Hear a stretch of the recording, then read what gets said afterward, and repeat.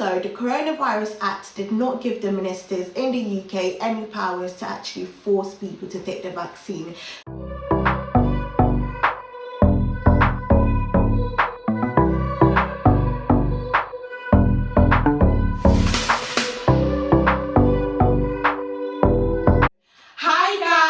Welcome back to the Law Process with me, Jay, and me, Grace. If you haven't subscribed to our channel already, what are you waiting for? You already know what to do. Like and subscribe. As usual, we're here to educate, motivate and update as we take you on a journey to success. So with that being said, in today's video we'll be giving you an insight on whether the government or your employer can force you to take the vaccine and the latest update on the vaccine passport. So Grace, very quickly, what is the vaccine? The vaccine is basically just an injection that is supposed to help protect us from coronavirus. So you literally take 2 doses, take the first one in your upper arm, and about maybe, I think it's about 12 weeks after, then you take the second one. So it's been offered to people over the age of 60, people who are vulnerable.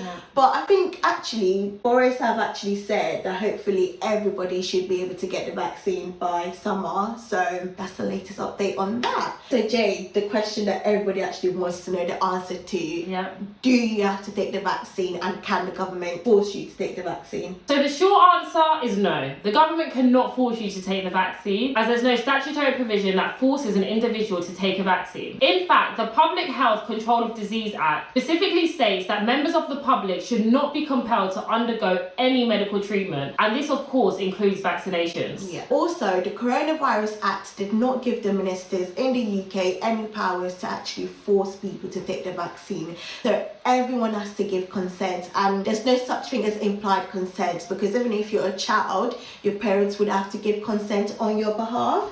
So explicit consent is required. But as well as that, we have direct statements from the government, with Matt Hancock, the Health Secretary, stating that the government is not proposing to make this compulsory, and Boris Johnson also saying that this is not the way we do things in this country in relation to making the vaccine mandatory. So one could say we've heard it directly from the horse's mouth. Yes, however, if the government did try to make the vaccination compulsory, then this could actually potentially be a breach of Article 8 of the European Convention of Human Rights, which basically protects people from being interfered with psychologically or physically, and that includes vaccinations. We've cleared up the government's position on this, so now moving on to employers. There's currently a debate going around about no jab, no job, but is this actually going to be the case? Well, under the Health and Safety at Work Act, employers may have a duty to ensure a safe working environment by ensuring that their employees are vaccinated, especially in circumstances where they have to have close contact with people who are vulnerable.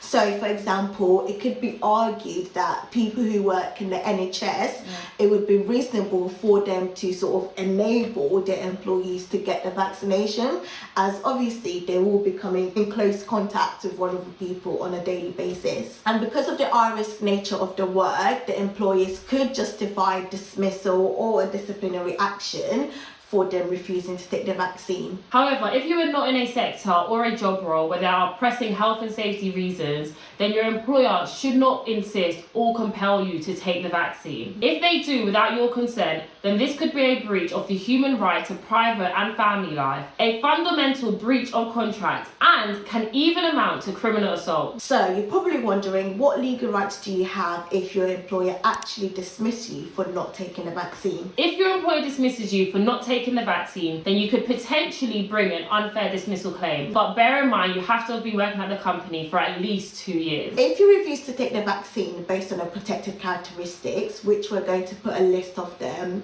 somewhere on the screen, then you could potentially bring a discrimination claim under the Equality Act. So for example, I know some vaccines may contain gelatins in them, so it could be a case that if you're Muslim, for example, based on your religion, you don't want to take that, and if your employer tries to force you to take that, then obviously that's going against your religion, so you would be able to bring a discrimination claim under the Equality Act. But if your employer is insisting that you get the vaccine and you're not sure whether or not you want to, just make sure that the first thing that you do is actually discuss this with your employer and highlight your concerns and actually see what can be agreed first. But always remember to get legal advice before you try to bring a claim against your employers. But what about when it comes to going abroad? Will you need a vaccine passport to leave the country? It's quite possible. In the future, some countries may require proof of vaccination before they can allow you into their country. Yes, we've already seen this happening, with Cyprus saying that people from Britain who have had 2 jabs will be allowed to enter the country from May 1st without needing a negative test result or to quarantine. Also, Saga, which specialises in holidays for the over 50s, have actually confirmed that passengers on its 2021 holidays or cruises must be fully vaccinated. And for those who have already paid, they would be able to get their refund back if they're not vaccinated. And Australian airline Qantas says travellers will eventually have to prove they have been vaccinated to board their flight. So from what we've said, you can see that it's on an individual basis depending on country and airline. So it would be important to check out the airline that you're flying with and the country that you're going to see what their requirements are in terms of taking the vaccine. But what about introducing the vaccine passports for entering pubs and bars and just generally going out in the UK? Well, the UK is actually among a number of countries that is considering whether or not to introduce the vaccine passport.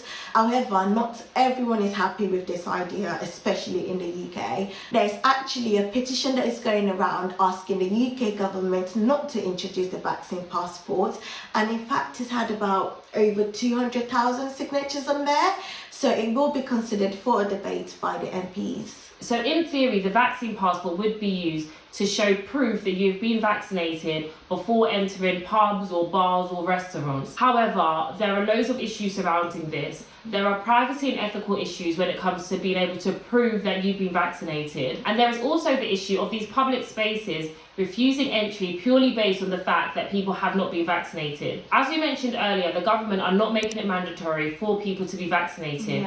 Therefore, it will be very hard for restaurants, pubs and other venues to refuse entry purely based on the fact that people have not been vaccinated. It is likely that if the vaccine passport were to be developed, that people would either have to prove that they have been vaccinated or that they've got a negative test result. It is unlikely that entry to venues would be refused purely based on not being vaccinated. So that brings us to the end of the video. Let us know in the comments down below what you think of the vaccines. Are you going to take it? Do you think the government should make us take it? And as usual, remember to like, comment and subscribe to our channel. And we shall see you in the next video. Bye!